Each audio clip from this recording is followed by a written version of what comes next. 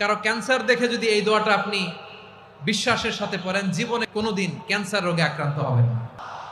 অনেক সময় এমন হয়, হঠাৎ বিপদের সম্মুখীন হই আমরা, রেডি হয়ে বের হয়েছে অফিসে, হঠাৎ অ্যাক্সিডেন্টে পড়ে যাই, হঠাৎ পেটের ব্যথায় অজ্ঞান, এরকম হয় না?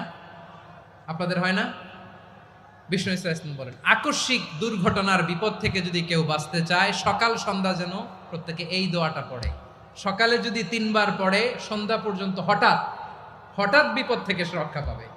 Two be protected from sudden calamity, sudden disaster, sudden calamity, হঠাৎ বিপদ, হঠাৎ ভয়ঙ্কর কোন আকস্মিক বিপদ থেকে আল্লাহ বাঁচায় দিবে। সকালে পড়লে সন্ধ্যা পর্যন্ত প্রোটেক্টেড, সন্ধ্যাবেলায় যদি 3 বার পরে সকাল পর্যন্ত প্রোটেক্টেড। সুবহানাল্লাহ পড়েন। দোয়াটা কি?